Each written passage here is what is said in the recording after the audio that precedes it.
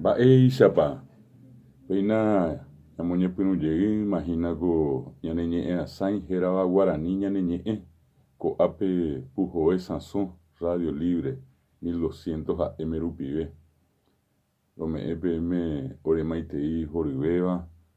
ha roipota pehasa peteĩ ára ijojaha'ỹva ikatuvéramo pende roveguándi, pende pehẽnguekuérandi ha tahenyhẽ pende rekove tesãi, mborayhu, vy'apavẽpy, avy'apy ha tekokatúgui. Muy buen día a los oyentes de Radio Libre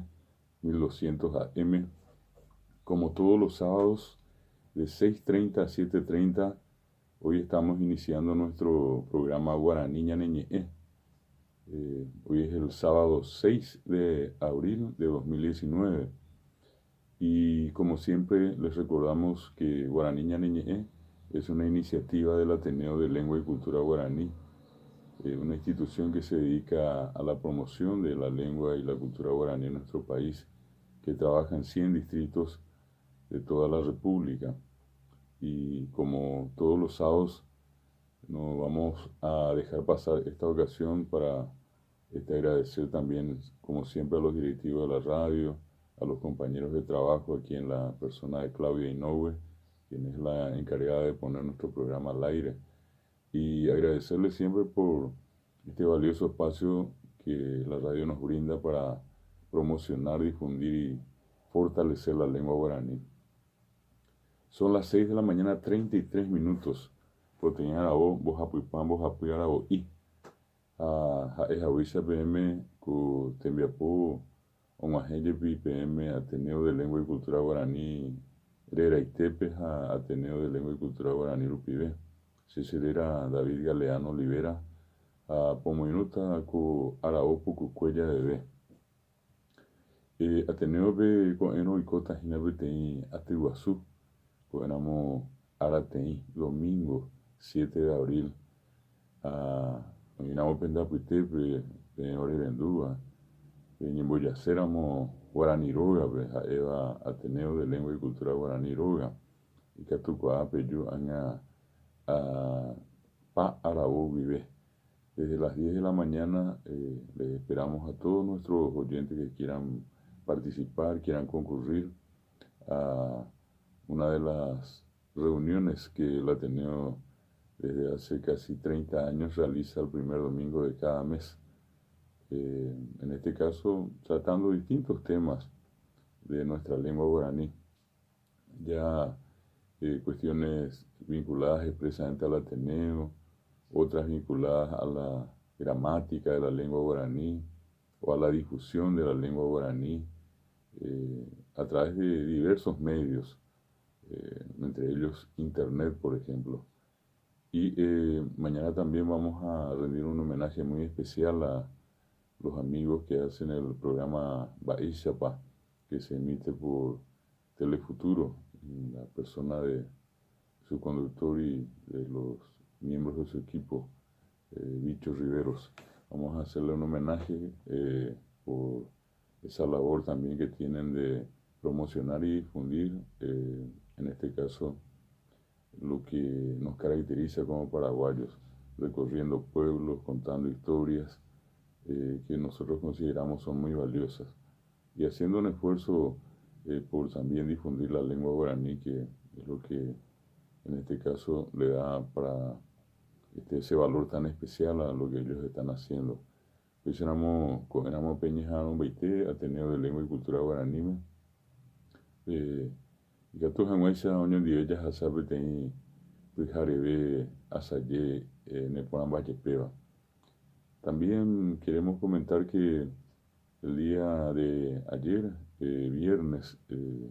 se llevó a cabo la presentación de una obra en formato de historietas, dirigida en este caso por la boejara María Gloria Pereira. La obra original es Aybura Pitá, del mítico León Cadogan. Esta obra es una obra fabulosa, poco conocida, poco difundida. Nosotros en el Ateneo de Lengua y Cultura Guaraní la venimos difundiendo desde el año 1988, en que empezamos a realizar los cursos de lengua guaraní en distintos puntos del país, empezando por la primera regional, que fue la de Caaguazú, luego la de Arroyos y Esteros, la de Carapeguá, Villarrica, y así sucesivamente hasta llegar a las 100 regionales donde hoy el Ateneo de Lengua y Cultura Guaraní trabaja a nivel nacional.